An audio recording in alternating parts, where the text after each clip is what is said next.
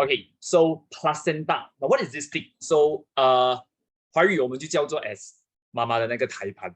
So placenta 这个东西呢，it's basically formed after the mother is pregnant. So last week, the last lesson you already mentioned, placenta basically formed from this part of the blastocyst, remember, called the trophoblast. So inside the placenta, right, number one, it is actually considered as a temporary organ.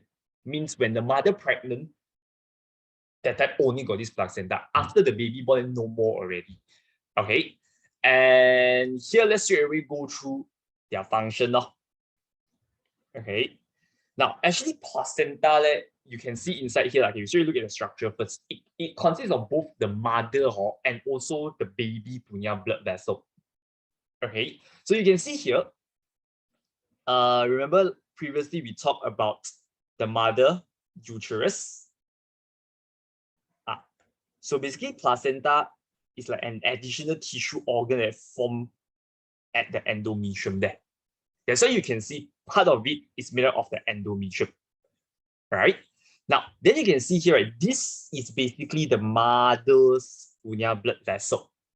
Right? You can see got maternal arterial, means the artery, and the maternal venu. So the arterial, right, is actually moving towards inside the baby. Okay, I'll draw arrow here. So coming from the mother, going into the baby, which means, right, of course, this blood vessel will carry nutrients. The venu is actually going the other way, which means it's actually carrying waste out from the baby. Okay, and then you can see that here, this blood vessel belong to the baby. So all these blood vessels that I just circled just now are called chorionic villi. Okay, so it's like blood capillary of the fetus like that. Then you can see this chorionic villi. Later, right, you can see will form two blood vessels that is going in and out from the fetus. So here I already show you in the diagram. They are called basically umbilical arteries and umbilical vein. So umbilical artery is too small. Now, if you remember your Form 4 chapter 10, right? Arteries are always smaller. Okay, so the smaller one is the umbilical artery. The vein is always larger one. So this is the larger one is the umbilical vein. So question will ask you to label one. So you must know how to recognize who is the vein, who is the artery. Right. So arteries basically is going out of the baby. Vein is basically going in to the baby. Since this is going out, means it's carrying waste product, like substance that the baby don't want, like urea, let's say, for example. Vein is always going in the baby, that's why it's carrying nutrients. All right, now, how do I remember the direction? Like, you can see this artery is going this way. How come this one, the artery go the other way? So how do I remember? Now, remember, what you learn in chapter 10 is, right, artery, okay, right down here, artery, right, is always going away from heart. Okay, means remember your heart pump and then the blood comes off your heart. That blood vessel that carries blood off your heart is called artery. Vein is going in to heart. All right. Now, since this blood vessel belong to the mother, maternal arterial, the artery, this is coming out from the mother, out from the heart. That's why it's going into the baby, because it's going away from the heart. Of course, it's going away from the mother. That's why I know this is definitely going into the baby, because artery is always going away from the heart one. That's why I know since this is going to baby, this carry nutrients. Okay, so the vein is the other way around. Vein is always returned back to the heart, so it's returning back to the mother. So if it's going back into the mother, of course, it's carrying waste from the baby. Now, but these two, umbilical artery vein belong to the fetus. Just now it's belong to mother, this one belong to fetus. So when we say artery, it's actually going out from the baby's heart, not out from the mother. That's why it's going out like this.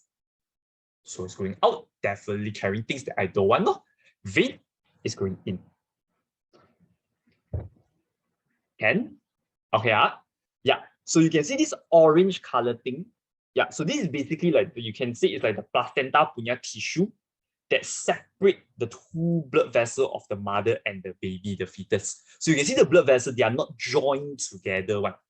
When the nutrients want to exchange, right, it need to come out from this orange color thing, then only can go into the baby. The waste also same, must come out like this, pass through this orange color tissue, then only can go into the baby. Okay, that's why you can see the main function of the placenta is this one. Site of exchange of substance between fetus and mother. Substance being, of course, waste and nutrients. Right? Here already mentioned to you just now, the vein carry useful punya things, oxygen, nutrients into the fetus. So what are the useful substances? Of course, oxygen, nutrients, antibodies, including hormones as well. All right, because baby do not produce own antibody yet, so you need antibody from the mother. Now, artery, like we mentioned, is the other way around. It carry waste like carbon dioxide and urea from the mother there. Okay. Right. Next one. This one's also very important. Your placenta also secrete estrogen and progesterone. Remember these two hormones we mentioned last week?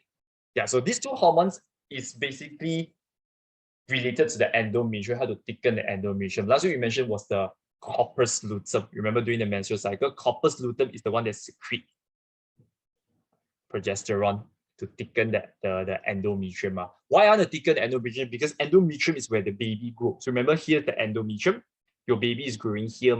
So this thing needs to be thickened to support the baby. But however, right, corpus luteum only will remain for 2 months like that only. After 2 months of pregnancy, the corpus luteum eventually will be degenerated as well. Then the placenta will take over that function. So placenta after that continue to secrete the progesterone to make sure the endometrium don't fall down. Because if endometrium fall down, the baby also will fall out. Okay, and the third one, to separate mother and baby punya blood, separate fetal and maternal blood circulatory. So like we just saw over here, right? See the placenta got this orange thing. It separates both the mother and the baby punya blood. They are not like connecting to each other. Okay, and basically this wall only let certain substances to pass through. So there are basically certain things that cannot pass through. Of course, the mother punya red blood cell cannot pass through. Okay, bacteria inside the mother also cannot pass through. Toxins also cannot pass through. But mainly it's the red blood cell. You don't let the blood mix. Now, why you don't let the blood mix? Later we will talk about it. Okay, now let's go through other structures here inside the placenta here. I mean, inside, the baby placenta there. So here's your baby, the fetus. Okay, so as you know, when the mother is pregnant, there's this like bag surrounding the baby. So this thing is called an amniotic sac. So you are inside like a bag like that when you're a fetus that time. And this bag, you also should know, right? There's liquid inside. So when you're a baby, the time you're like swimming for your first 9 months of your life. So in Chinese, 这个叫做羊水，对吗? So 这个in English we say it's called amniotic fluid. So why do you need to be in this fluid? For what? Because this fluid is like a cushion like that. Point, protect you. See, it helps to absorb shock. So because let's say if the mother when pregnant and stomach very big, so sometimes when we're accidentally knock on table or knock at wall, if you don't have this water, right, then your head will directly knock on your head and the wall, on the wall. It becomes stupid forever. So you need like a cushion like that. So this fluid is like cushion the baby, protect the baby. Okay, then here finally we will mention why the placenta must separate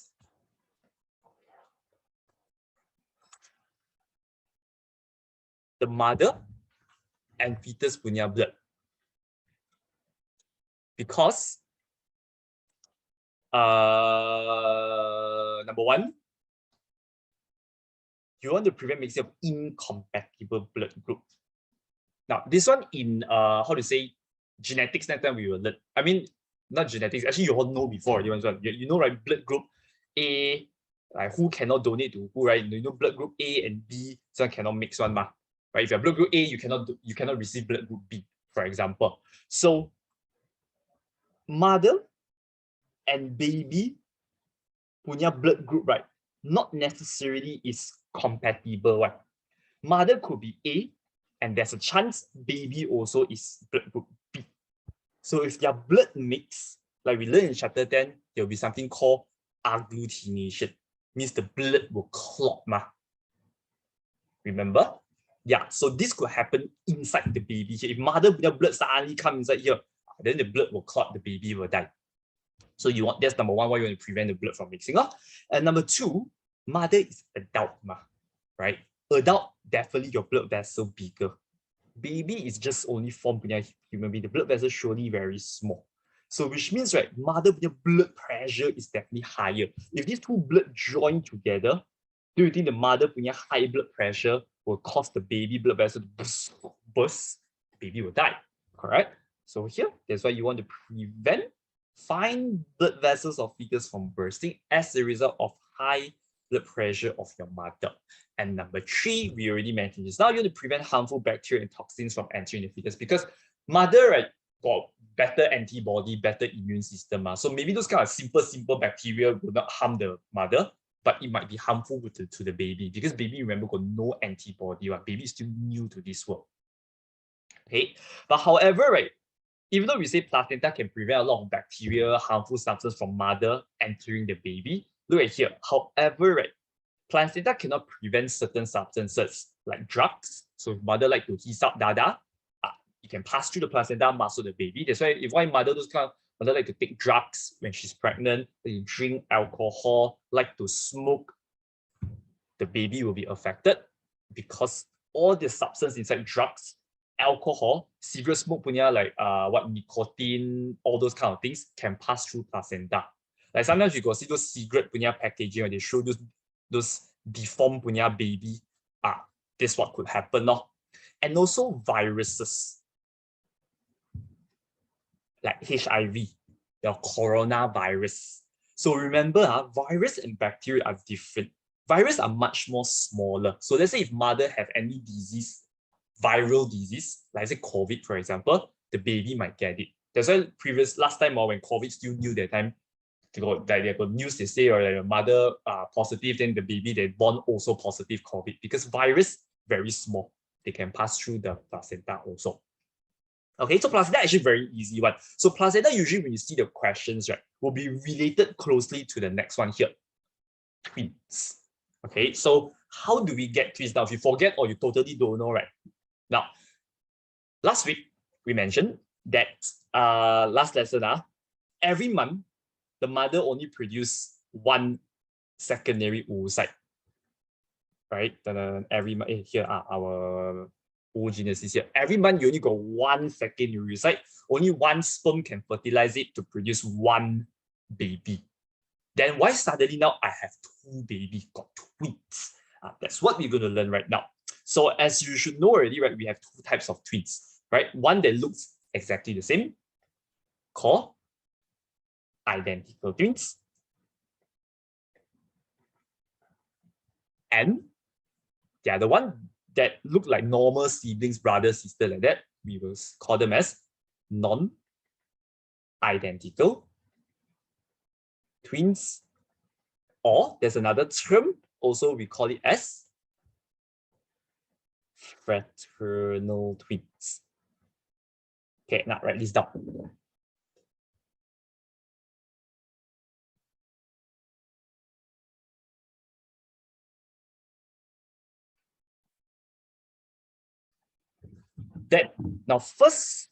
Now here we're going to, of course, the main thing you must know here is to compare between identical and non-identical.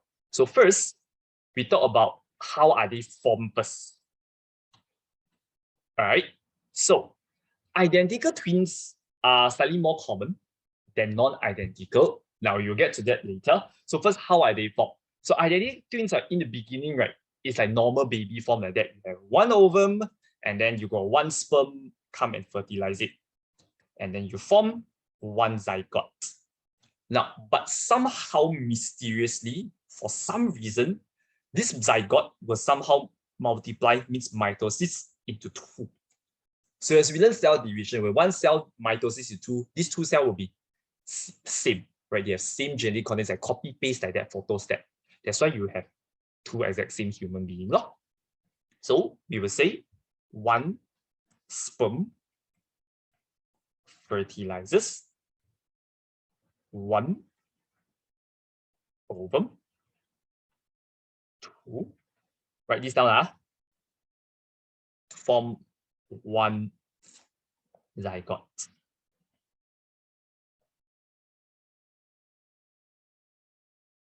Then, the second difference is we talk about the mitosis. So this zygote will divide by mitosis to form two identical zygote.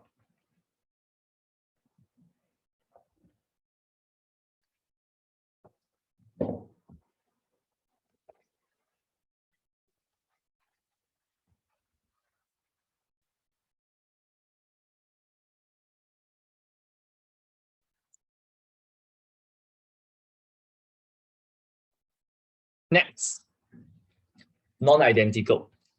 So non-identical, why I say slightly rare, because instead of one sperm, one ovum, right, you actually have two ovum being produced. So because like we learn in oogenesis, every month you're supposed to only have one secondary oocyte, one ovum only, right? But why suddenly you have two? So it could be due to hormone imbalance. So remember we said that the follicle stimulating hormone, okay, we go back in front first. Wait. So every month, remember you have FSH, stimulate the growth of follicle. When the follicle grow, then only your oocyte can develop, right?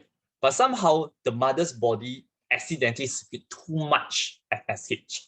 So instead of one primary follicle become secondary follicle and one primary oocyte complete meiosis one, I maybe have extra primary follicle become secondary follicle and two primary oocyte become secondary oocyte. So instead of one, I got two because the hormone too much already. So it stimulate extra primary oocyte to complete the meiosis. One becomes secondary oocyte. Instead of just one, maybe there's two.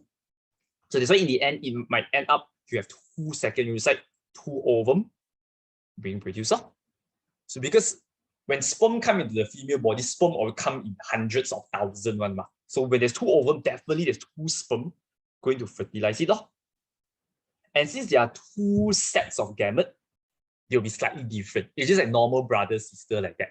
So for the method to describe how are they formed, we will say two sperm fertilizes two. Actually here no need comma, so just down here. Two ovum to form two separate zygote. And that's why they are slightly different because they have two sets of different genetic. Okay. Now, then for here, they would not undergo mitosis. So that's the difference. So you can say the zygote does not undergo mitosis. So that's the first two things we can say. Okay, you write this down first. Right. So, however, our question won't ask triplet or quadruplet. Let's say if you ask triplet, 三胞胎, how are they formed? It can be identical, it can be non-identical also, which means here, okay, let's say here I have twins, identical twins, right? Then somehow, one of it multiply again. So total, I have three. So I have 1, 2, 3, all the same. Non-identical also could happen, whereby maybe I have three ovum, but very rare you have three ovum being produced. Usually two is already very rare. Three lagi, like almost impossible. So what could happen here is maybe one of them split into two.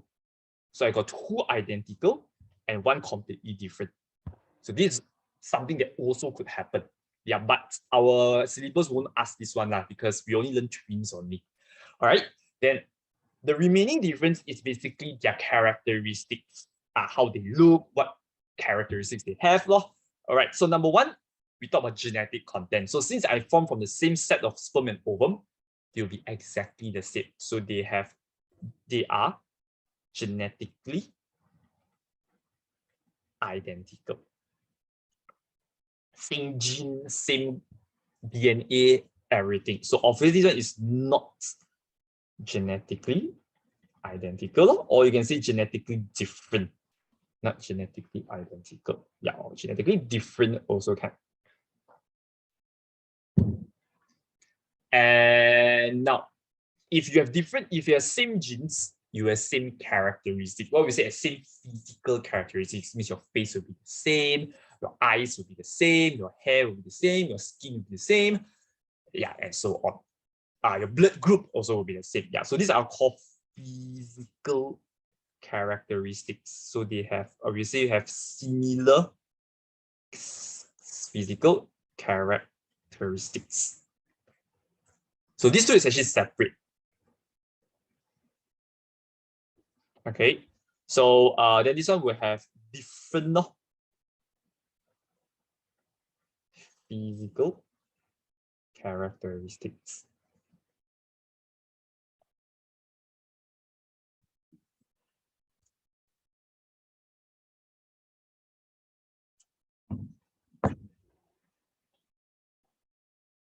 Yeah, so maybe this one, the eye color slightly different, or their blood group different, your fingerprint, all those are, so those are called physical characteristics.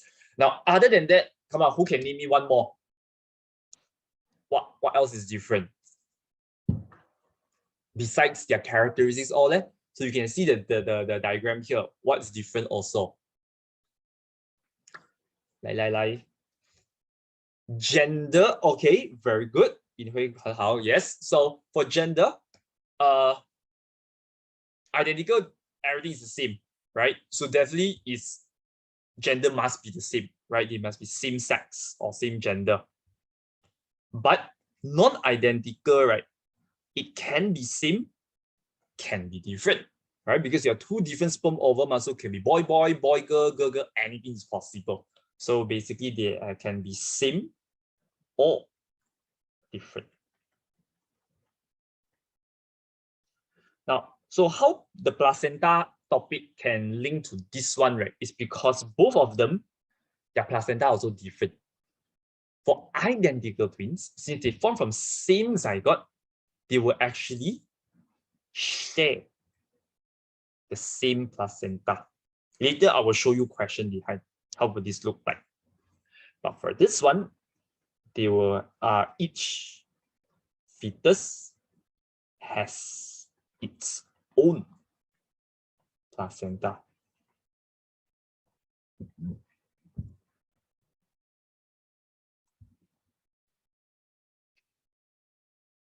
All right. So yeah, please write this down. Now, once you're done, let's do a bit of questions now. So let's start with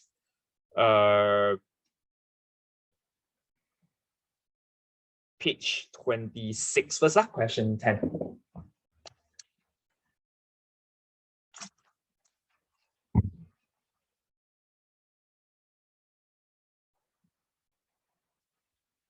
Come up. Right. So 10.1 shows you types of twins. Explain the importance of H. So H, what is this H? So H is that thing you can see connected to the fetus one. So that is actually the placenta.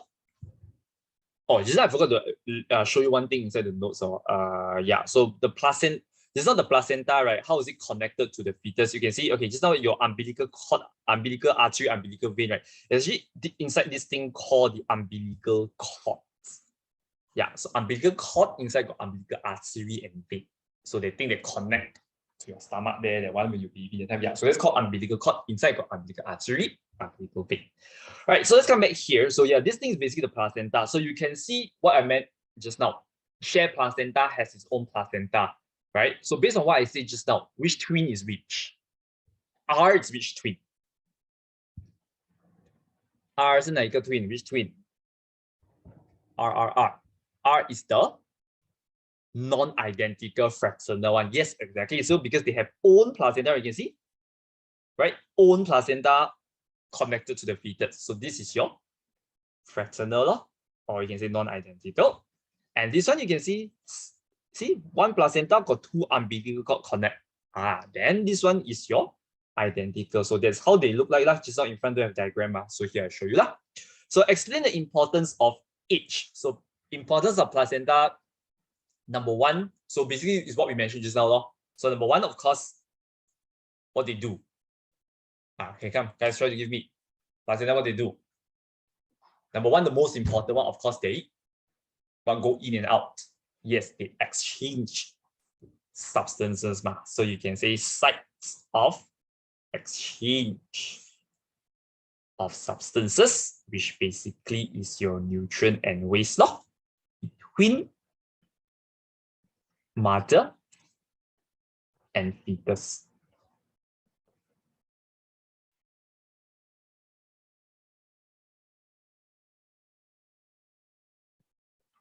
Number two,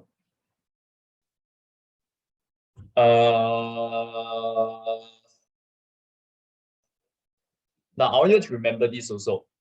Number two, your placenta also very important, got secrete the two hormones we mentioned just now, which is secretes. Yes, your progesterone mainly, and also progesterone always come together with the other hormone. One is your estrogen. So these two hormones, they have the same function, which is to thicken, maintain your endometrium.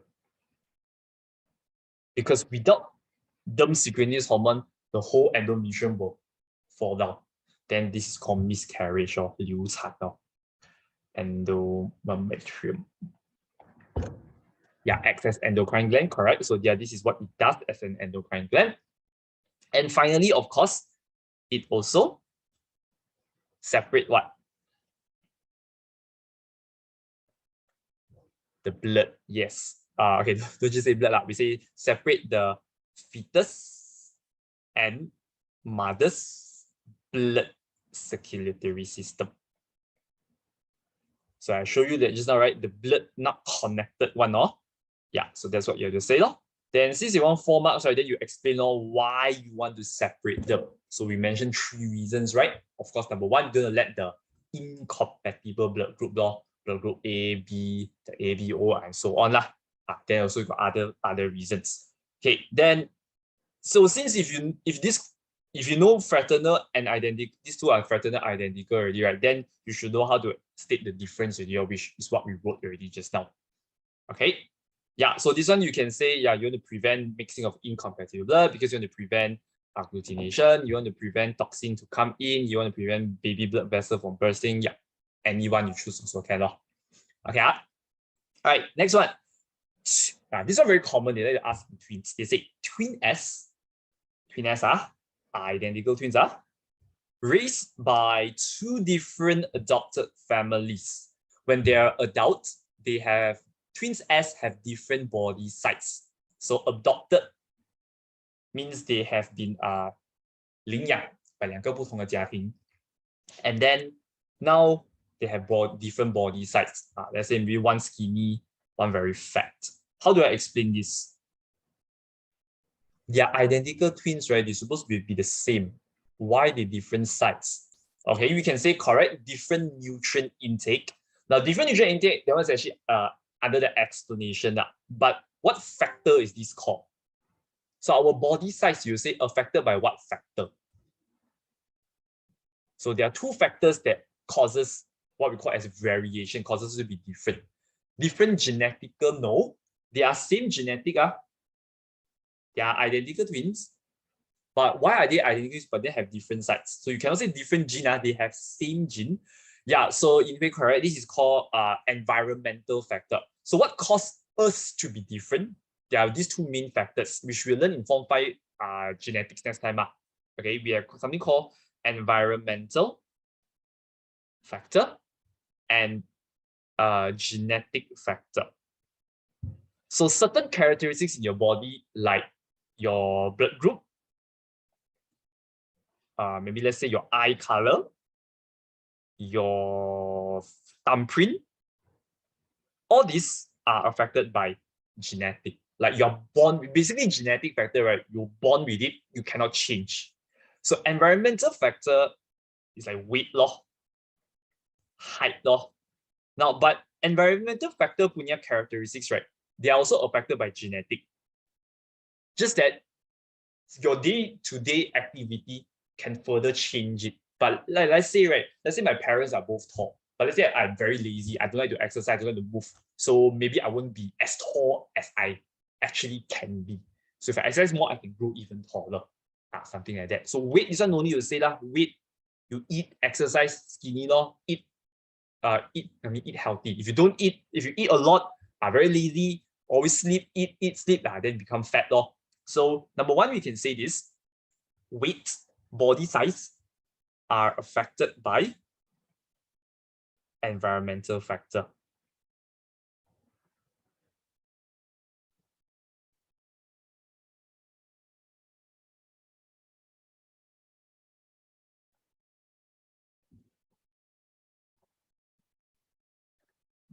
And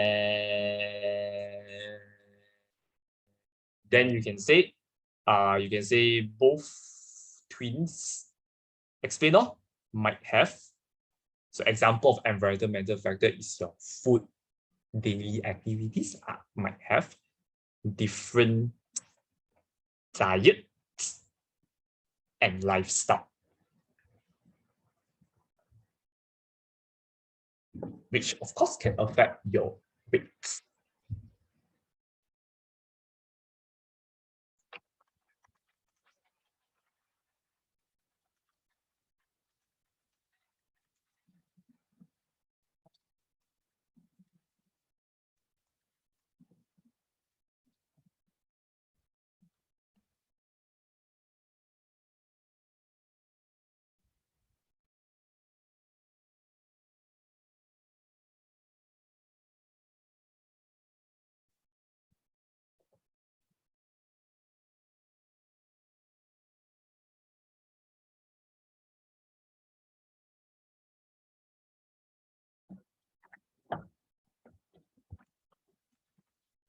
Okay, come, let's do another one here. Now, this is a question B. Okay, we do a slightly harder questions. Later we do some easy one. So this one essay, they say, okay, the question here actually a bit got problem. So they say, diagram 10 shows 3 unhealthy, not healthy, smoking, drinking alcohol a lot, taking drugs, of course, is unhealthy. Practiced by a woman here, pregnant woman. So explain the effects to the fetus if these unhealthy practices are practiced by a pregnant mother. So, number one, you have to you actually say that if I smoke a lot, drink a lot of alcohol, take a lot of drugs, right? All these substance, does it affect baby? Because they can what? Remember, they can pass through, seep through the placenta and enter the fetus. Okay, so we can say that it all harmful substances in cigarette. Later only we explain what are these harmful substances. So we just say they all can pass through placenta first. So harmful substances in cigarette, alcohol, drugs. All of this can, you can say, are small enough to diffuse through placenta and enter the fetus bloodstream.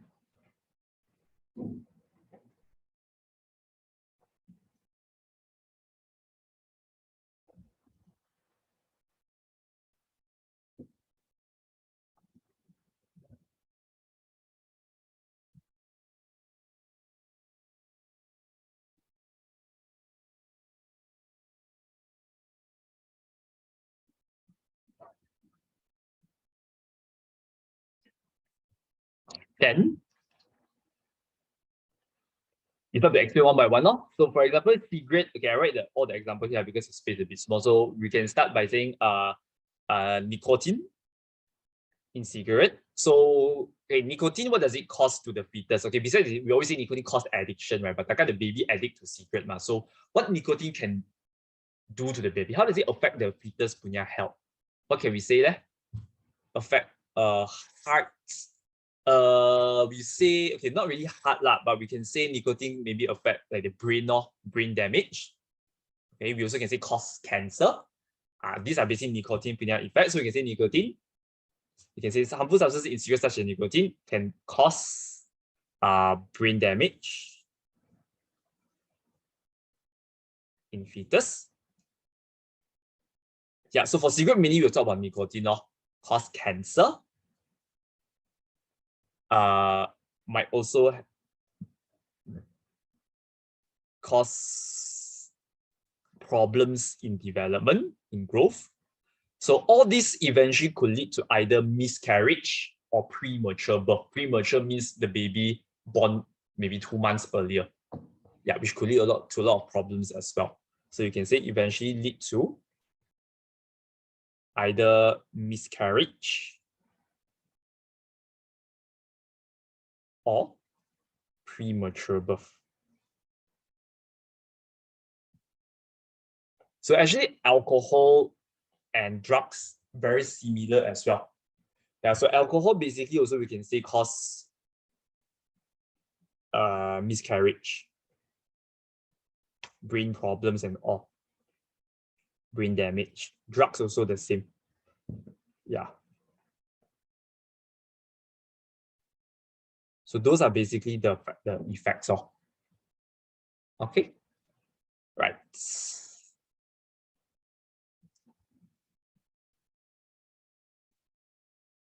Come, let's do another one down here. Question C.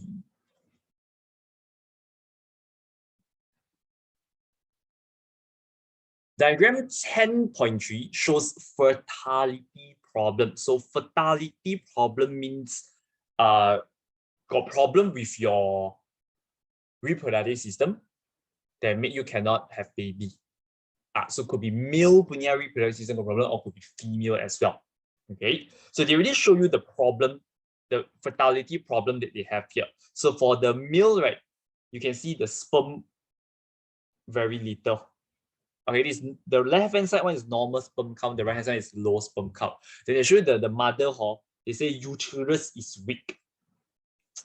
Now, so in fertility, this topic, right, there are two very common two common methods to overcome infertility. Means your reproductive organ got problem. Number one is IVF, in vitro fertilization, and number two is surrogate mother. Surrogate mother also require IVF, involve IVF one. So IVF actually stands for what? In vitro fertilization.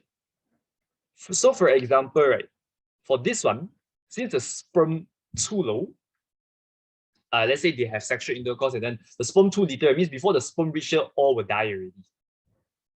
Okay, so one of the methods we can do is called in vitro fertilization. So in vitro means the fertilization carried out outside the body. So what happens here is, right, you go to this hospital whereby they'll extract the sperm from the male, extract the ovum out from the female, and they will fertilize it inside a lab like that. And then once I form this zygote, they will take the zygote and place it back into the mother's uterus, and then it can develop into a baby. But however, for this method, for this situation, once we got the zygote already, right, we cannot put it back into this mother punya uterus, because the uterus weak, means the baby could fall out anytime. So which means once I form the zygote outside the body already, right, I cannot put inside here. So now I must proceed to surrogate mother. So surrogate mother means you take this embryo or the zygote, you place it in another woman.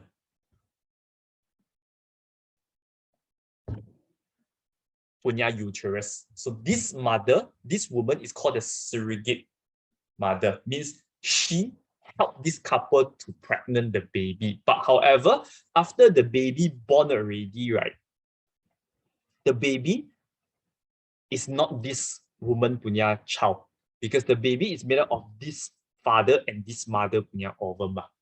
So in Chinese, in华语我们会讲是代孕，就是帮你怀孕的意思。Okay, so how we explain this one? So we can say, number one, carry out. Okay, we say by using surrogate mother lah. Because actually this whole method is called surrogate mother, because surrogate mother involve IVF. So while you explain surrogate mother, then you need to explain the IVF punya process. I know it's only 4 marks, but let's write more of it lah. I teach you how to explain IVF, right? So you can say, first you can say zygote is obtained through IVF. Or we say the whole word lah, in vitro fertilization. Okay, so now, all right, I'll explain for you. So here is where in vitro fertilization starts. So I explain in vitro fertilization for you. So now one, what you need here is you need to take out the ovum. Now, how they remove the ovum?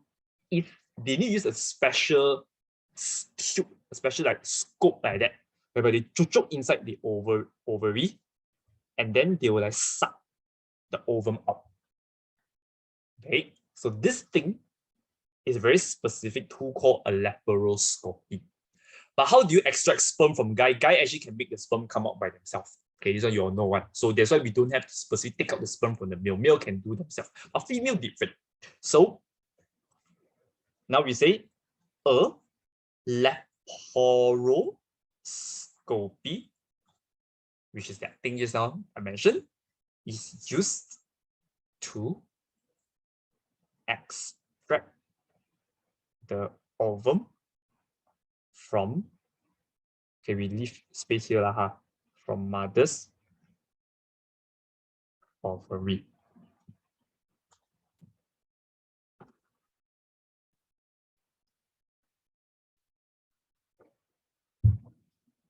Okay, and this ovum, right, you need to put it inside. So when they have the ovum already, right, they will put it inside a solution that got nutrients, so the ovum don't die. So this nutrient solution is called a cultured medium. So you must say, and place in a cultured medium.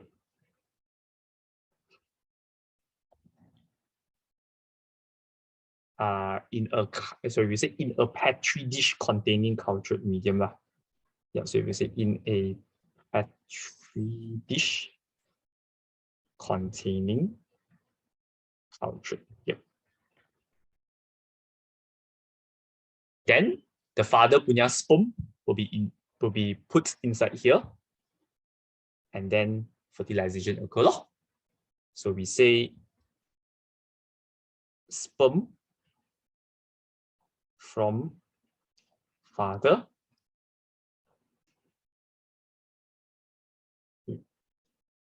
is then used to fertilize ovum to obtain a zygote. Now, usually they will leave the zygote there a few days to let it develop a bit, become embryo, become actually blastocyst. Okay, but here we just say embryo because last week we learned, right, blastocyst is the one that implant here, then form embryo. But for here, we just still use the word embryo. Yeah, don't have to be too specific. So you can say the zygote is allowed to develop into embryo. Now, if it's just normal punya IVF, usually we will just take the embryo and implant inside the original mother uterus. But since this mother punya uterus weak, we implant it inside a surrogate mother. So now we say the embryo is then implanted into uterus of surrogate mother to allow it to develop into fetus. Finish.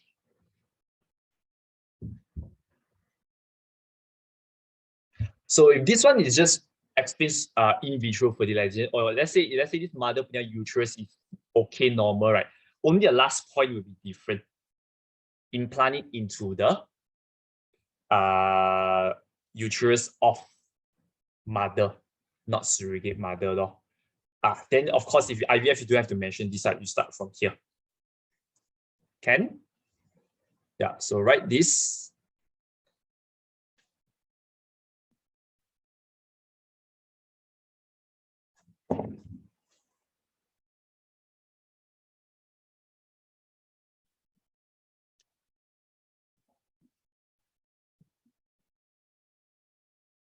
Okay, once it's done already, we will look at another question. Hold on.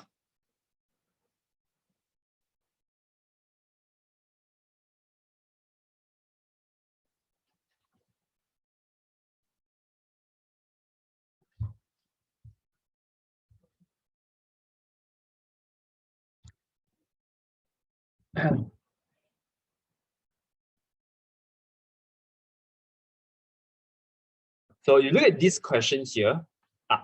See this question, we look at this one here. So this is actually IVF. They say in some pregnancy, injury occurs to the fallopian tube will cause scar tissue formation as shown in 10.1b. Explain how the presence of scar tissue can affect pregnancy. So basically, scar tissue, how to say that, prevent the sperm from coming in.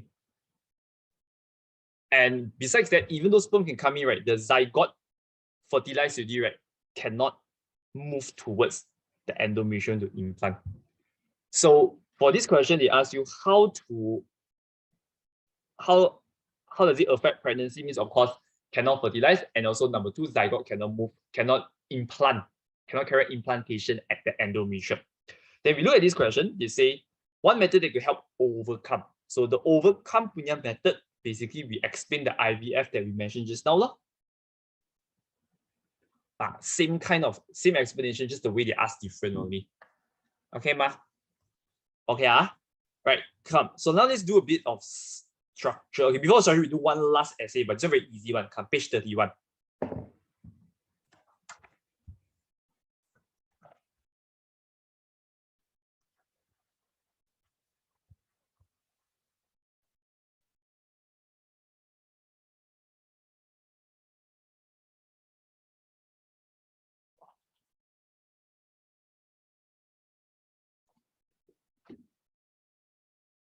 Now explain the similarities and difference between twins M and also N. Now, this one look carefully. This one is identical twins, they look exactly the same, right? But if you look at twins M, this one is not fraternal twins, so it's not like normal compare identical, non-identical twins. Twins M, this one, remember what is this called or not? Stick together punya twins. What's that one called? Anyone remember? Stick together one is called what? The Siamese twins. Siamese means they from Thailand one, no? Taiwan, no lah. Actually, just name it only. I don't know why you name it that. Yeah, nothing to do with Thailand.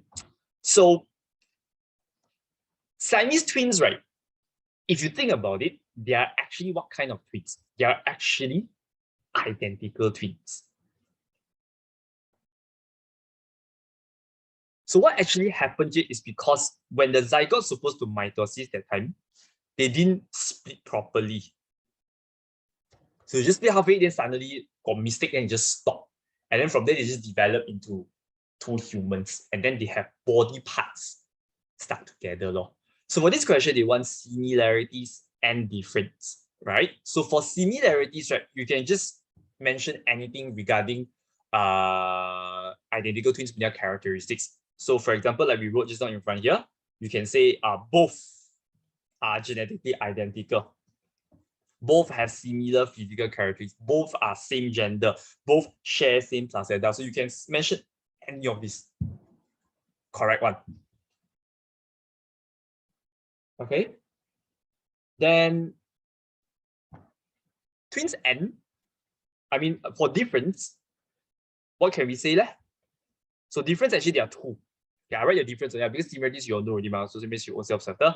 So we write difference are M and also N. Okay. So what you can say is both of them, yes, they undergo mitosis, but one of them, the mitosis is not complete. Right? So you can say the zygote undergoes incomplete mitosis.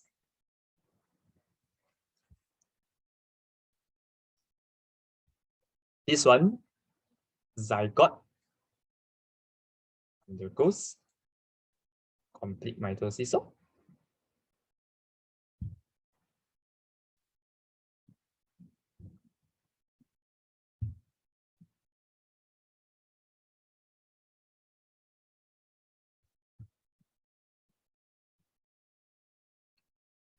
and number two, if you don't mitosis complete, right, you have body parts attached. So that's another thing we can say also.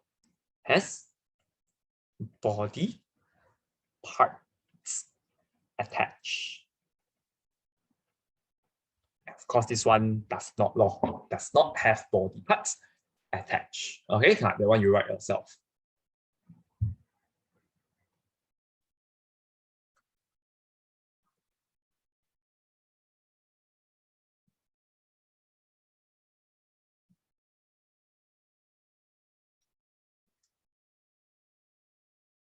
Okay, come, let's look at page 32 now. Now we do one structure question. It's a very easy one, come on. So this is a typical like placenta punya question, very straightforward one actually. So diagram 5, they show a human placenta and umbilical cord which connect to the fetus. And diagram 5 shows a, sorry, actually the same thing, these two, sorry, I repeat. So you come here, 8. Name the blood vessel labeled X and Y. So just now I already teach you how to see, right? So X and Y, come on, what is X and Y?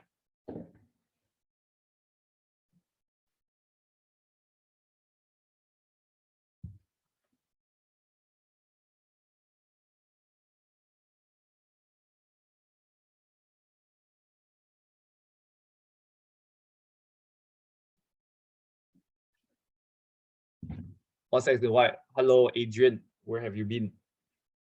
3:30 there, class start. Yeah, so it's the X is which one? X is your umbilical. So the thinner one, right? Thinner one is vein, right? And then the thicker one only in the center, that is your, sorry, vein is this one, so sorry. Artery is the thinner one, sorry. Yeah, so easy, this one you just see thick or thin only, like you're learning in Form 4 also. So X is umbilical artery, umbilical vein. Next, state the function of blood vessel X and Y. Now, function, right? Basically, you just have to say what does it carry. So remember, I told you which one go in, which one go out or not. Actually, here they will show you already, right? But yeah, it didn't show you arrow, remember lah. Artery always come out from the heart. So this umbilical artery belongs to baby, so it's coming out. So if coming out means what does it carry? What does it transport? Transport what? Come on, transport waste. Yeah, so you must try to give an example lah. So you can say transport waste such as urea and CO2 out from fetus. Out of fetus. or we can say from fetus to placenta. It's going towards the placenta, then after the mother will take it out of her body. Yeah. Then the other one is the other way around. Also, Y is going in, right? Going into the baby heart, into the body. So of course, our transport got used punya substance. So what is the got used punya substance? Of course, that includes nutrients, glucose, amino acid, minerals. Then of course, not just nutrients, you also have what? Hormones, antibodies, so this is the other way around, from placenta into the fetus.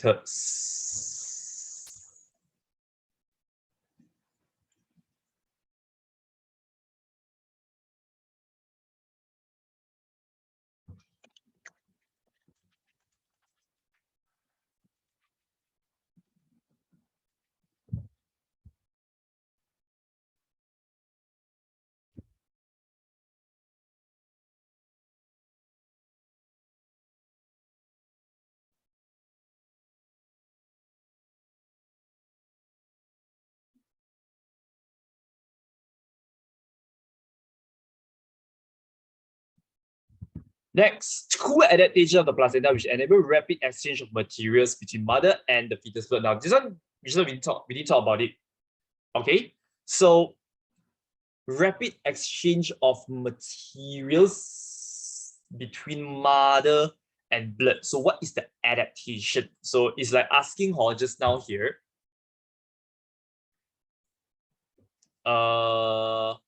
This thing here, your placenta, this is the placenta, right? So what allows substance to go in and out fast? What is the adaptation? It's actually just like asking like the alveolus alveolar in form for gases exchange. What can gases? How gases can occur very fast? Same type of question actually. Okay, yes, of course you can say thin, correct. You cannot say moist, because this is not really for oxygen, carbon dioxide only. You still have other substances. So moist cannot. Thin definitely can. Large surface area, no, cannot. Cannot large surface area. Okay, we write thin first lah, have thin surface to allow substance to diffuse easily. So thin means I can go in very fast.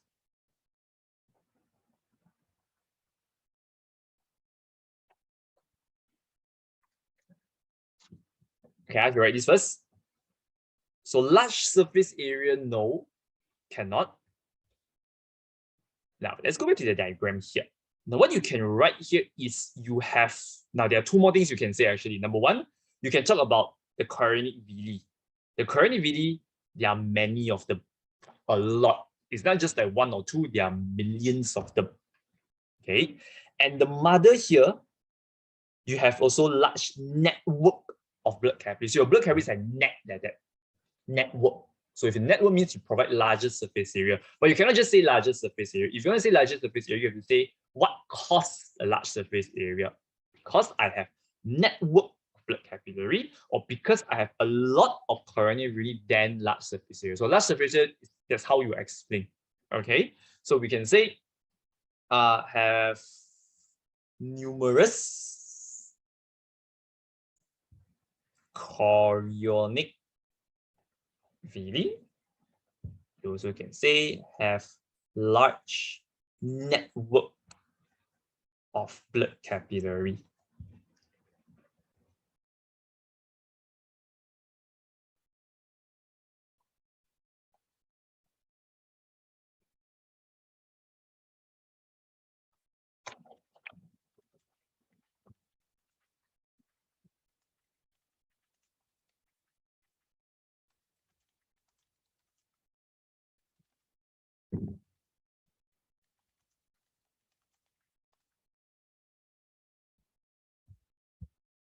So both of these basically provide large, increase the surface area, provide large surface area.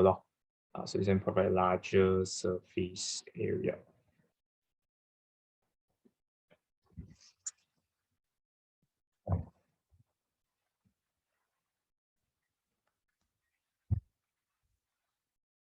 Cannot? Right, let's do this now. C.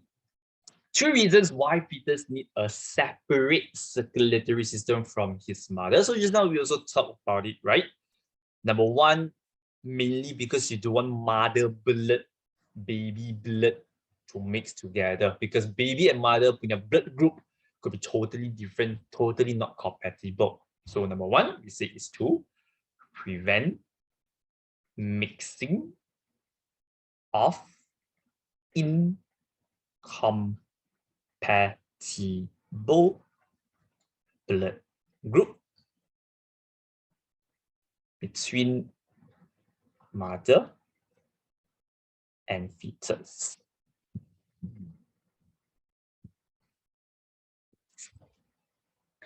And also remember, okay, y'all give me one more, come on. Other than this, what else can we say? Besides prevent the blood group, different blood group mix, also can say what?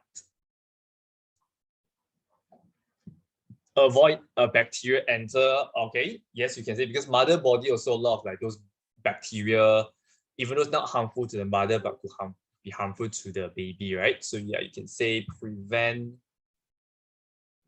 entry of bacteria from mother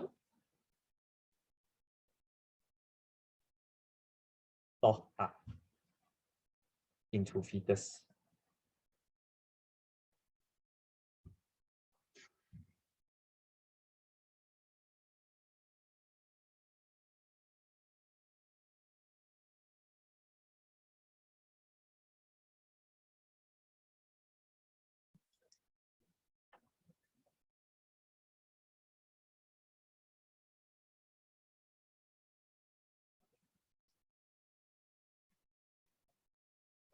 Now, B, the placenta of young pregnant mother does not develop properly. Predict what might happen to her pregnancy.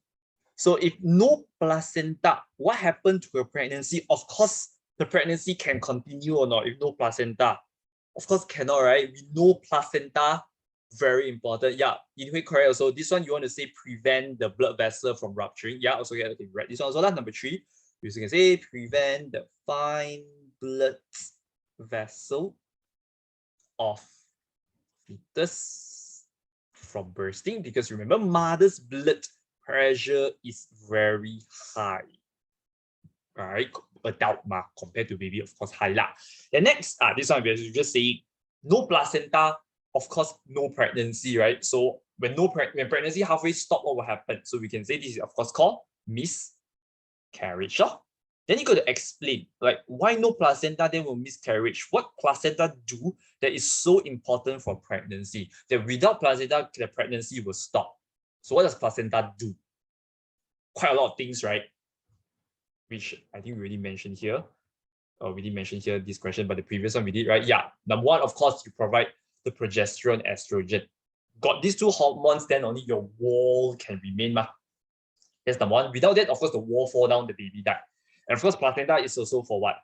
Exchange nutrients. But mainly this question we say is the hormones lah. Yes, very good. So we say without means progesterone, you can say, and estrogen stop, will not be secreted.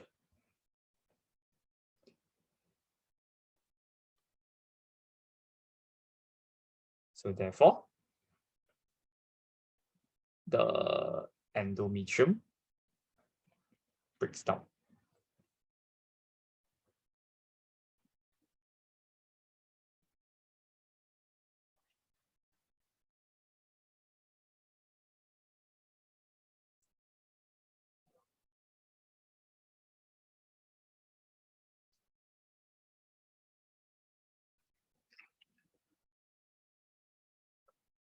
Can? Right, the others like question 14, question 15, actually all these quite simple one. You all try to do yourself. All right, can. So the hard one I do with you already last. So the easy one you own self go and settle. Right, so let's go back to our notes in front. So basically placenta twins, we done already. So for the remaining like around 45 minutes of that, we're going to go through growth curve. So we're going to go through growth in animal and human and insects mainly these two. So like in Form 5 recently, we did growth curve in plants. So plants when you growth curve, that time I got mentioned, the shape is very similar with human, which is the S shape, right? The sigmoid shape. Now, before we get to that, let's look at growth in insects first. Now, for this part, right, actually not very commonly asked. I almost never see them asking questions before. Usually it's like very objective, but yeah, and why don't we just go through? So insects, there are basically two kinds of growth: complete metamorphosis and incomplete metamorphosis. So complete metamorphosis is basically like this kind of insect. They small than them is a worm, then they become a pupa, then suddenly become got wings, punya insect. So usually insect that can fly, that have wings, will be this kind of growth called complete metamorphosis. So metamorphosis means, right, small that time and adult that time totally different. Okay, it's like you're small that time very ugly. Then after puberty, you become very handsome, very pretty. Something like that. So puberty, you change U360. So here also, see this one so ugly, the woman suddenly very pretty butterfly. So usually what kind of insects, like say insects that have wings? Of course, excluding cockroach. Usually it's like those kind of what butterfly, bees, actually flying mosquitoes also under this one. Because small, then they're like a worm, which is called a larva. Then they will become a pupa, covering them. Then suddenly they become got wing punya adult, like butterfly law. So this is the definition.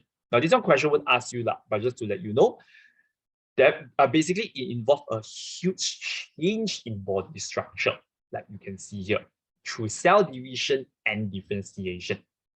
Okay. Now for the other one, it's called incomplete metamorphosis. Now this will be a bit like human, a bit like animals like that. So from young to old, you look similar in structure, just that you small become big only. So this kind of insect, like cockroach only is this kind. Ants, those kind of insect that usually crawl, like ants, grasshopper, cockroaches, they are under this category. So they will undergo several NIM stages until it reaches adult. So what is NIM? NIM means it's like mini adult.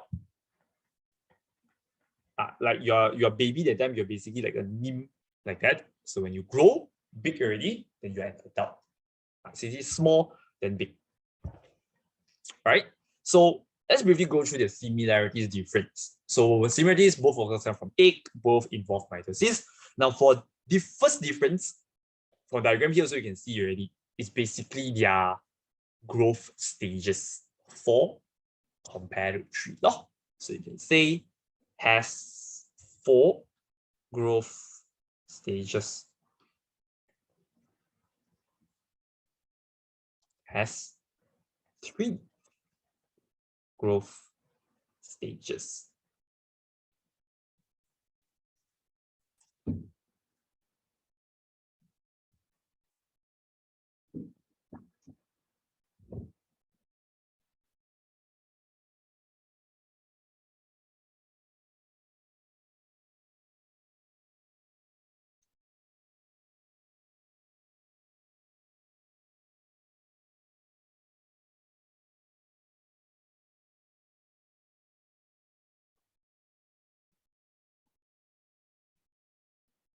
Okay, other than that, now if you look at incomplete metamorphosis, if you remember, right?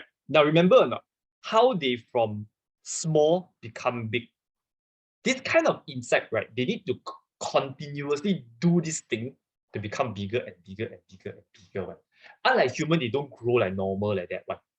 Because insect, they are exoskeleton. So how they grow? Remember or not? They need to change their shell. Remember what's the change shell punya process called? Yes, agent, very good. It's called ecdysis. So therefore, only incomplete will undergo this process called ecdysis, which we will talk about it later. Ecdysis. And complete metamorphosis, no ecdysis. You don't change shell. Basically, the worm, pupa, adult, done. So this one does not undergo ecdysis.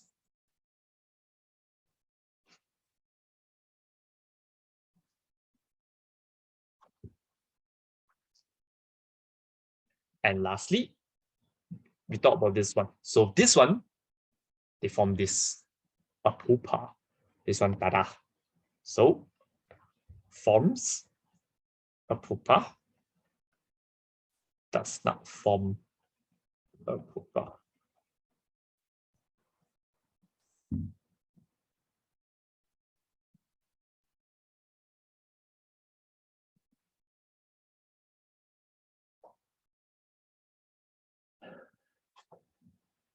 Okay, now let's look at human punya growth curve. So there will be two growth curves we'll be learning here. Human and most animals. When we talk about animals here, right, we are referring to endoskeleton animals, basically mammals, birds lah. And here we're going to look at insect punya growth curve. However, this insect one is we say exoskeleton, right? But yeah, we're here mainly referring to insects with incomplete metamorphosis. Okay, let's look at human punya growth curve. You see, we have the same S-shaped curve that we learned in plant recently one. So in human one, we will divide it into 6 stages. Actually 5 lah, to be exact, because at the 6th stage we will die already. So this is not really a growth stage to be exact.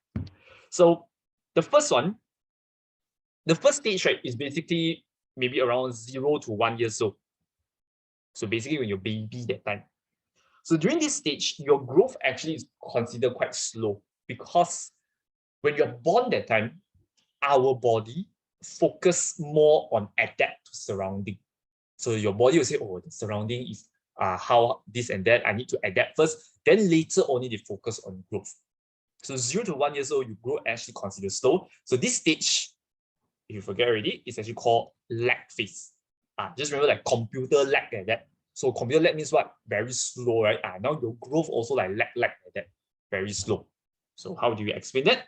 First, you talk about the growth rate. So if ever they ask you to explain the growth process, the more you talk about the growth rate first, fast, slow, got 0 growth or what? So here is slow, so we say slow or low growth rate. Okay, so this is always the first point. Talk about the growth rate. Then you need to explain why. So the explanation, usually we can talk about their cell division. Okay, there's very little cell division at this stage. For here, I got one extra explanation. I say because organism adapts to new environment. Your body uses resources, nutrients to help you adapt instead.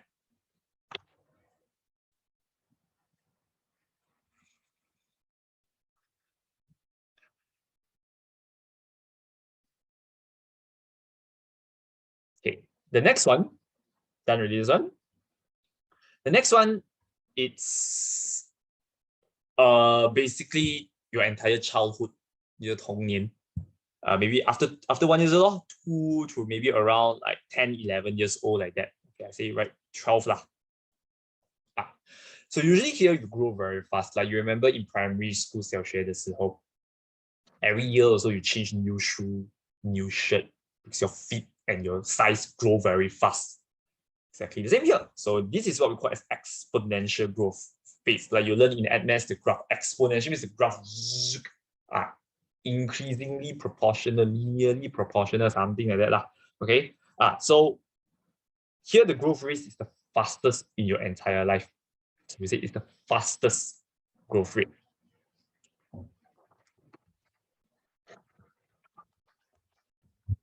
You can see here the first point we both talk about the growth rate law. Okay, explanation, I talk about cell division law. Just now was slow, now fast, rapid. Very fast.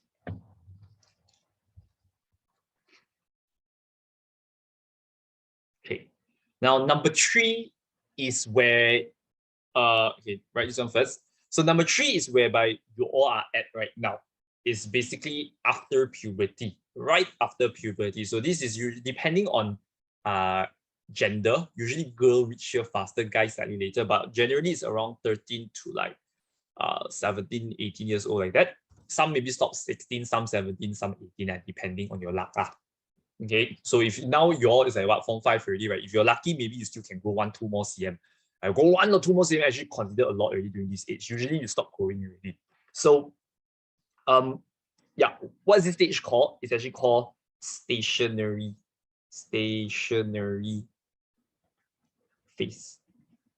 So we don't even have the word growth anymore because you're not really growing anymore. So the growth rate here is slow.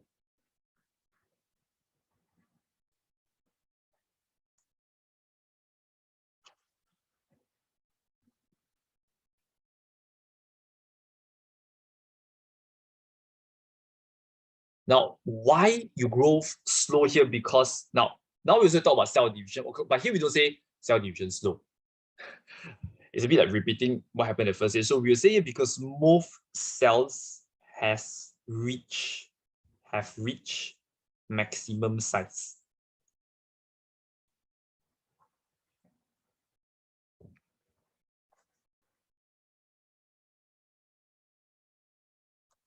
And basically here, cell division don't occur much anymore, but cell differentiation occur more.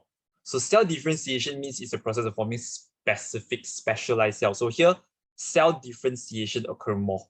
So we say occurs to produce specialized cells.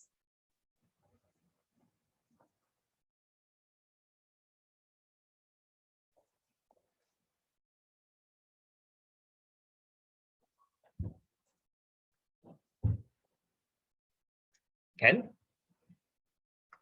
All right, then you will reach my phase. Okay, we'll come to my age. So for number 4, it's basically adult already lah. So it's probably 19 towards very, very old lah. So for me, I just only start here.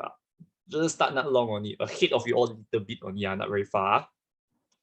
So over here, you stop growing. Look at the graph here. It's like constant already. Here still got a little bit, but at the end, it's like you almost constant, never increase. Here is totally zero, right? No increase at all. So here, it's not because you're old already, because now you mature already. 成熟了. So here's called maturity phase. So again, we talk about the growth rate. First, you basically have 0 growth rate.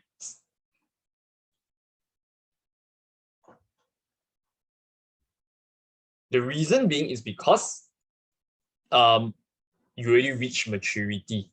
Like you already mature, you're the biggest already. So we will say organism has reaches maturity.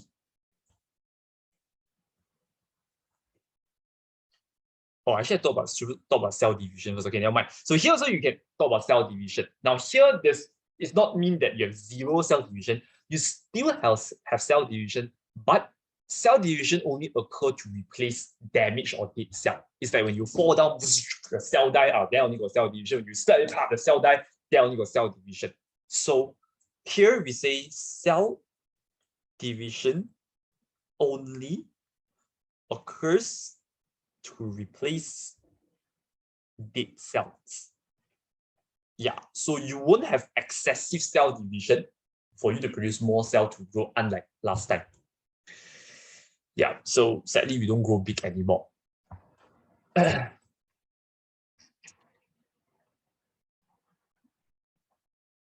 And number 5 is whereby maybe most of our parents have started to reach this phase already are there.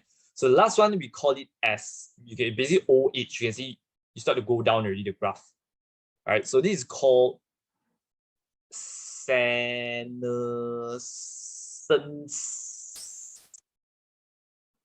senescence SE, sorry, behind, and phase. Basically, aging old age phase lah. So here is negative growth rate already.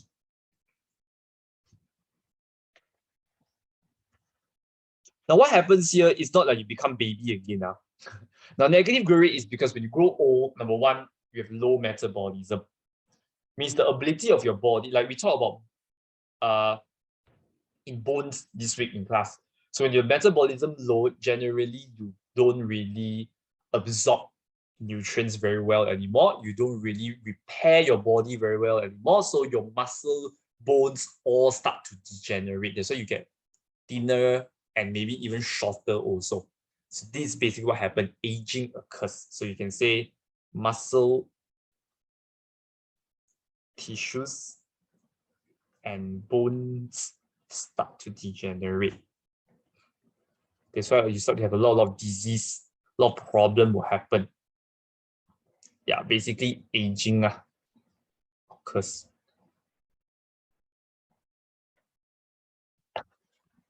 Not just human, even like your car getting older and older, also a lot of sound spoil easily, same thing lah.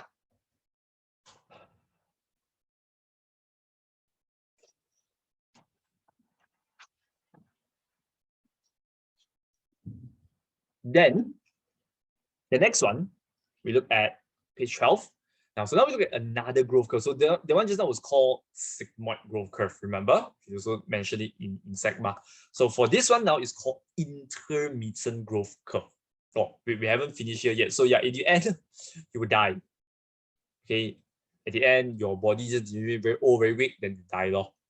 Yeah, so basically in this entire growth curve, the most growth is at number 2 law, and of course a bit of number 3 as well. Now pay attention more on these two. Question like to ask these two a lot. Number 4, so basically 2, 3, 4. The first and last, not a lot.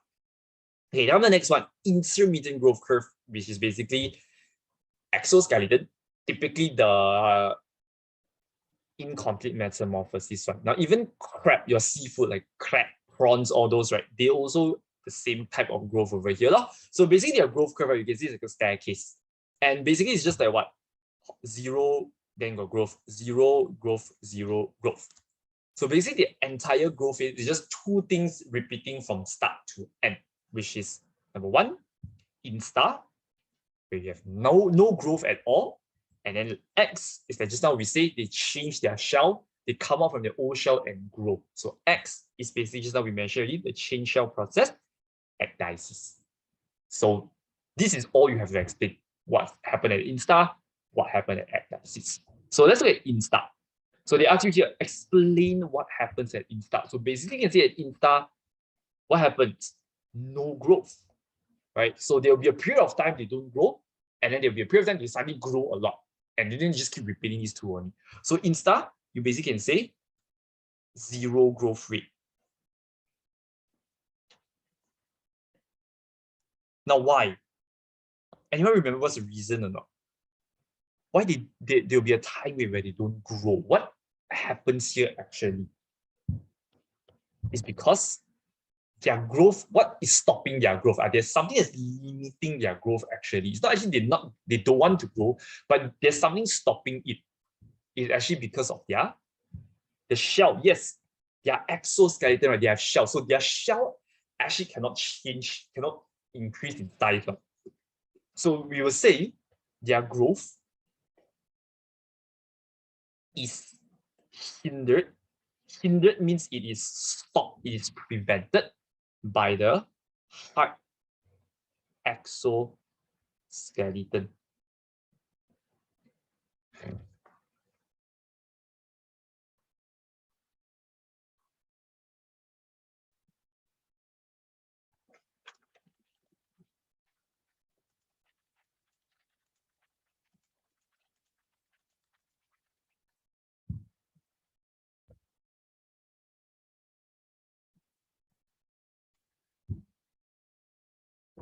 Then, but even though, now, let's say it's their shell.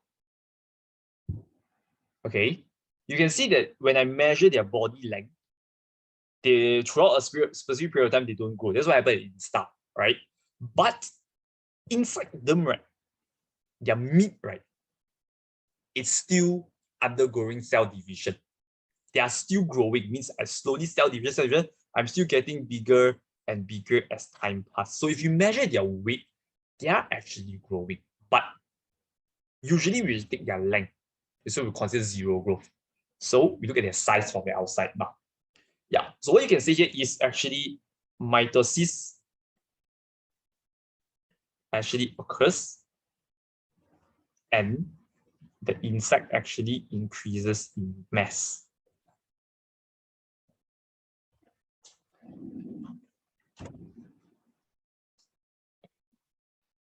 Understand? So yeah. Now, once they grow, you no more space to grow already, then they will start to enter ecdysis, they change shell. It's just like when you small that time, when your baju cannot fit anymore, you grow, cannot fit already, you buy new shirt, no? And then you grow, cannot fit anything, you buy again. No? So for them also the same thing. When during here, basically their cell division, and the end, the shell cannot fit already. Then they change new shell ecdysis. So that's what is happening. Also, the next thing here they ask here is what is stage X? Explain its process. Now here I cancel the importance because if its importance is not, you only have 1 or 2 points only. So importance of ecdysis, of course, is to increase the size, or is for growth. So yeah, it's basically for insect growth of insect. So that's the importance. But here actually I meant to say explain the process. So number one, this stage is called ecdysis, whereby the growth rate is rapid, means very fast. Now, why very fast? Because basically they change their shell within like a day. And then once they change shell, they will be very big than before. Now, basically, here's what they do. Now, when they feel that no more space already, cannot fit in already, right? Now, what they will do here is they will sort of like inhale air so that they can break out from the shell. So they inhale, they will be bigger, and they break out, come out from the shell. Okay, so once they come out from the shell, their body here is soft one. So they will be, so it takes time for this outer layer to harden. So once it hardened, it's basically bigger than what it used to be already. So that is what actually happened. So you can see, oh, I forgot to mention first, before they inhale air, they form the new exoskeleton first. So it's actually something like this. Okay, before I break out, I have one new layer of exoskeleton first. Form a new layer first. Then only I inhale air and break out and come out. So we say new exoskeleton is formed below the old exoskeleton first. Then only I inhale air. So as I new exoskeleton form, the old one will start to soften. Then only it come out. Softer only, then only can break out. So I inhale air, enlarge the volume, enlarge the body, break out from the old exoskeleton. Okay, you're right until here first.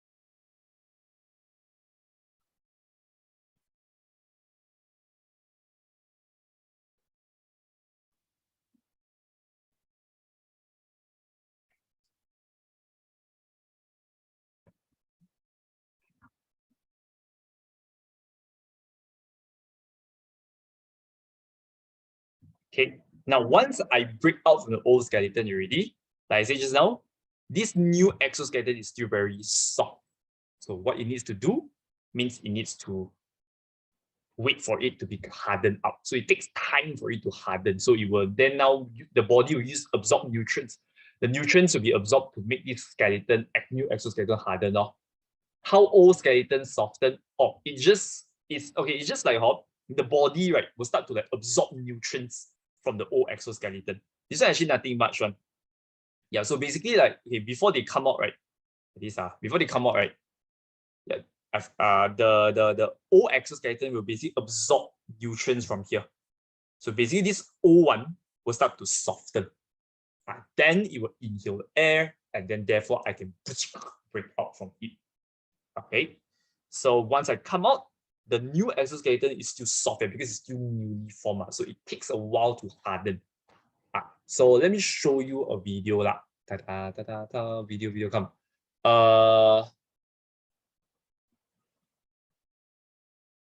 Yeah. Okay, your copy first.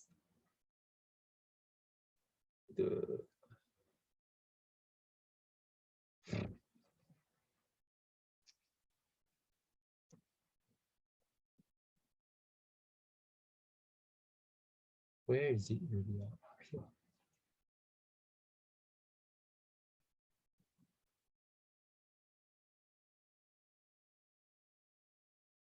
Okay, done ma. Come, let me show you this. Cockroach. Katat. Do you see katat? Okay, you see this cockroach here? Can see. Okay, so you can see what's happening here. Here is actually they already formed the new exoskeleton inside. You can see the outer layer is really softened already. Right? You can see it start to break already. It's like moving already. So it starts to basically emerge out, come out from the old exoskeleton, the old shell. Yeah, very disgusting, right? Then you can see that you can see the middle start to split. So this is where it start to absorb air and break out from the shell already. You can see it slowly coming out. Oops. See, this white color one is basically the new exoskeleton. The body they have enlarged already. Yeah, so basically during this time, right, it will be hiding one because when they start to change out, it'll be very weak. It cannot move, it cannot defend against itself. So they usually hide at dark corners, dark places. So sometimes in your house, right, at the corner of your house, right, so you can see a lot of those insect shells. So that's where they hide. Yeah, maybe like cockroach shell also got one. Yeah, so this is the best time to kill it or like just flipper and whack it off. You can see when it come out that time, the skin white color yet because still haven't hardened. So it's new exoskeleton they haven't hardened one. Okay, now they fast forward the whole process to the you can see this disgusting creature start to come out. And yeah, that's basically it.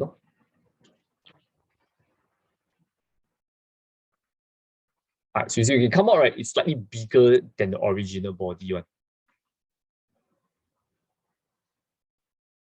So disgusting. Yeah, so that is it. Nothing much on this one. Okay, right, come, let's go back to the iPad.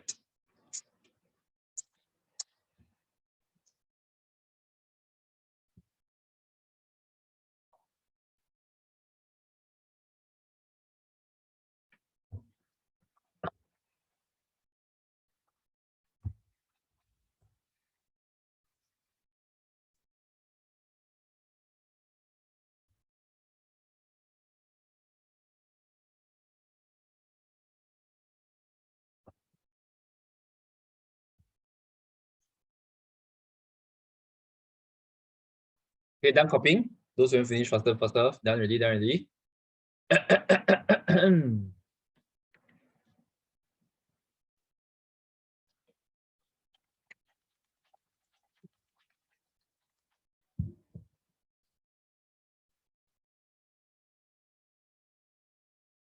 All right, so what is the difference between growth curve, this growth curve, and also growth curve in humans? So what you have to compare here is basically, okay, look at the shape first. Okay, first you can compare the shape.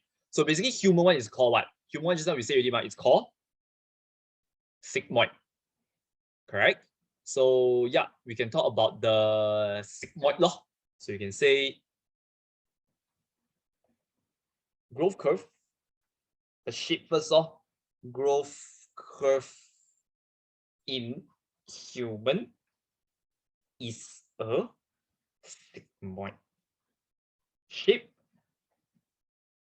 but this growth curve, now for this growth curve, right, the inside one, you cannot say intermittent shape.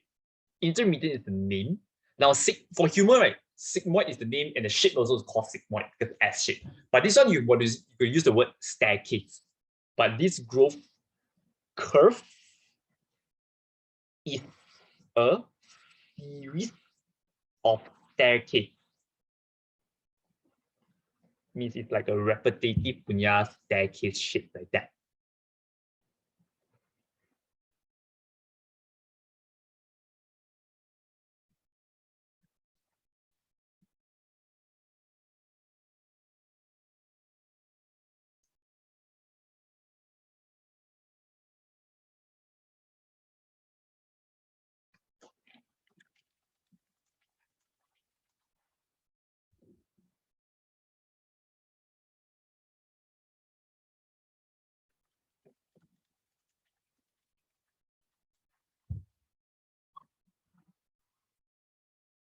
Okay, okay, now number 2.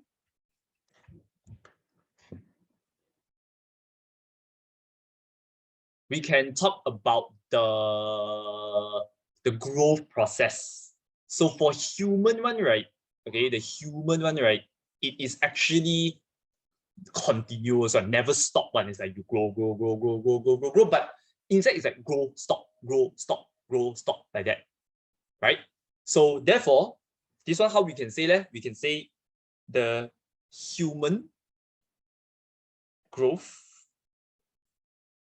is we can say it's a lifelong continuous process. Means it keep on continuing, never stop one. Wow. You can say growth in insects, which is this growth curve, of course, is grow, stop, grow, stop. So when they grow, that time is ecdysis. They stop, that time is insta, right? So you can say growth in insects consists of repetition of insta and ecdysis. Then you can say until it reaches adult. Means you grow, stop, grow, stop, grow, stop, reach adult, then finish. So once they reach adult, it's no more growth already. So that's what it means, lor.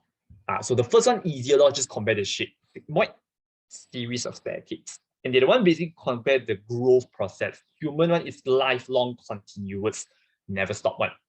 But of course, when you reach mature already, it's until you reach adult, of course.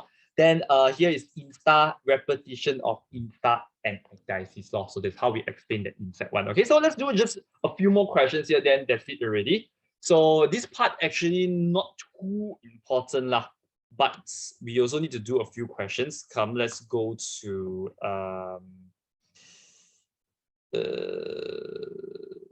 okay, let's look at page 39.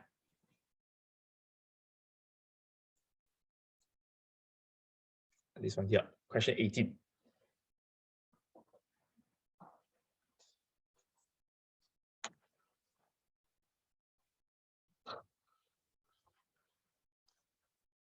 Right, so 5.1 shows the growth curve of humans. Diagram 5.2 shows the growth pattern of mud crab. Now A, this one we don't do really, just now we done already, but exactly the same kind of question. So we straight go to the second one, lor. Now explain how molting process of soft shell crab is related to soft shell crab. Actually, this one is 2 only, 2 marks only, sorry, yeah. So how molting process? Molting basically is ecdysis lah. It's the same meaning. So yeah, so take note of it. Sometimes you use the word molting. It's the same meaning as ecdysis, means the process of changing shell. It's related to soft shell crab. So number 1, we can say during they change shell that time. Okay, now remember just now we say just now the cockroach. Now there's that we crab the cockroach. When it come out, change shell that time come out already, right? The shell 它的壳还是软软的 the shell still soft, the exoskeleton still soft. Then after that, it takes time to harden. So basically, soft shell crab is right before it harden, then they catch the crab and cook already. That's why the shell soft, lor. You don't have to go and peel and pluck the shell to eat the crab. You can eat the crab along with the shell because the shell soft. Okay, so you can say during ecdysis, when the new exoskeleton is formed,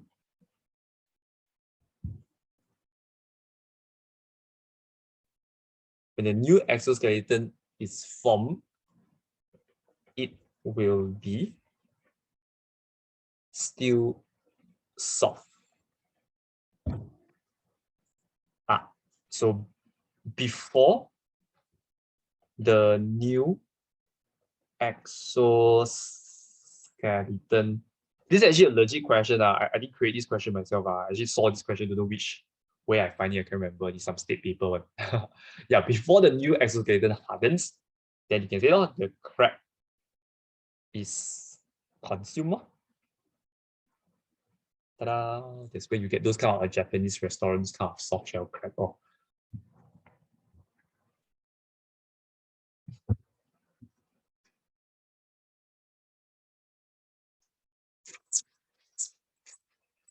Now, see this one quite interesting. Let's do see this one. In 5.1, explain the growth difference of end of stage B and beginning of stage C. Now, end of stage B, beginning of stage C between male and female. Okay, come. Let's look at male first. So we use red color for male, blue color here for female, in case you cannot see the line properly. Now you can see, right? Male right now, end of stage what B, right? Okay, end of stage B, male, the line is here. But for female, it's already on top here. Right? So stage B is which stage? Your rapid growth phase, the childhood that phase. Then you can see that time, starting the time the female start to slow down. But then after that, the male catches up like that. So you can see here, the male grows slower, but here female fast. But then we come to the beginning of C, the male fast, female slow. Now, who can tell me why? What causes male and female growth, right, to be different in beginning of C and end of B?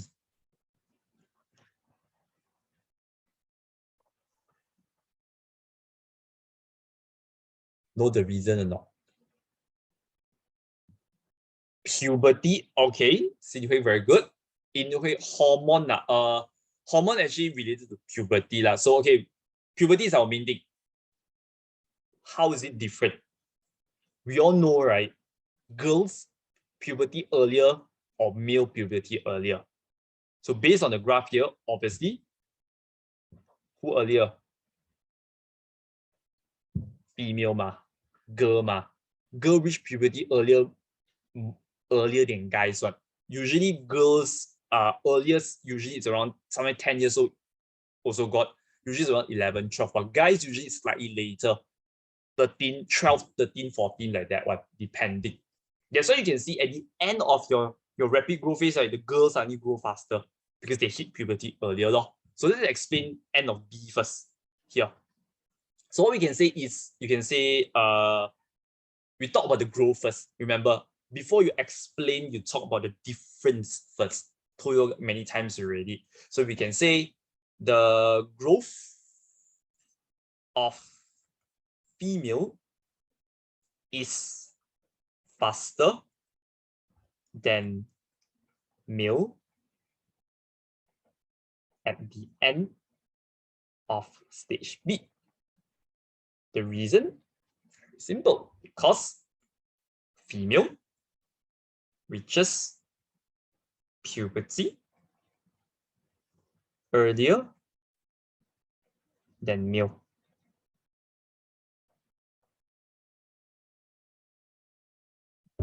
Okay, that's why the growth is higher in female. Which we already mentioned it. I don't need to say this one already. Okay, then now we go to C. So at C that time, you can see the male graph is steeper one, the female is flatter on the graph. So now the terbalik law, we say the growth of female, now we say male male is faster than female at the beginning of stage C.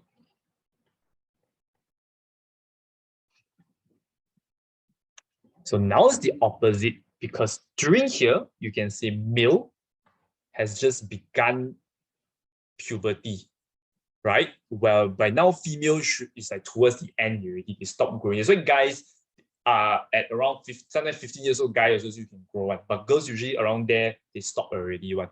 Right? So you can say because male just begun puberty, while female reaches the end of puberty.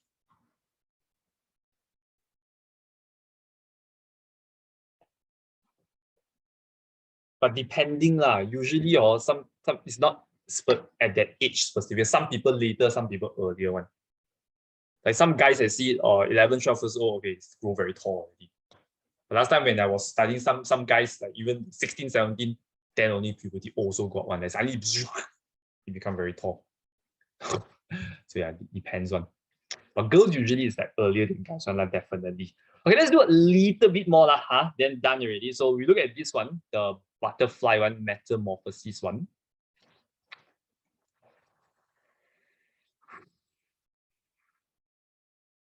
Okay, this one, can, done.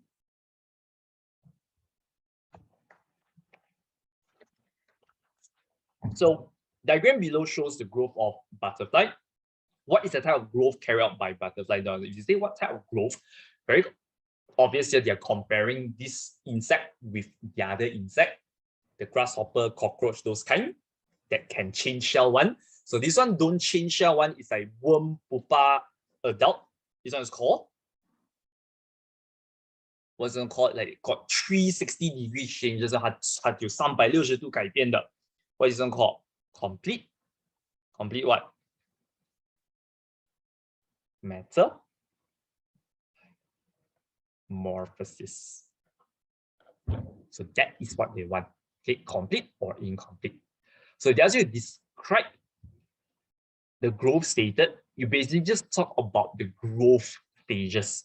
So you can say whereby it has 4 growth stages, which are egg, larva,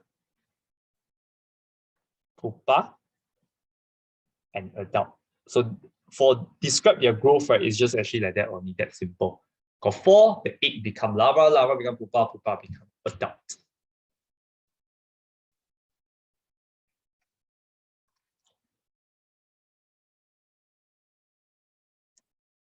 Okay, but for the grasshopper one, the describe the growth a bit different. You cannot just say egg, nymph, adult, right? So you must say, okay, they ask you to describe the growth, so you can say the nymph hatches from egg already. Then this nymph, how does it slowly become adult? So just now we just described, right? You need to change the shell. You need to keep on ecdysis, ecdysis, ecdysis. So you can say the nymph will undergo ecdysis several times until it reaches adult. Done. Okay, so type of growth is incomplete law. So complete means it like got a lot changes. Incomplete means not too much changes. It's like small become big. So for the difference just now in front, we really compare already. So it's the same thing. 3 growth stages, 4 growth stages, got pupa, no pupa, got ecdysis, no ecdysis. Okay. So today we will stop here first last. So the remaining questions are actually not too hard already. So growth curve punya importance is actually not as important as the human front part, the reproduction, especially last week one. Last week one was the most important one, the menstruation. All right, so if you guys don't have any questions, then today we will end here lah. Okay, bye-bye. See you.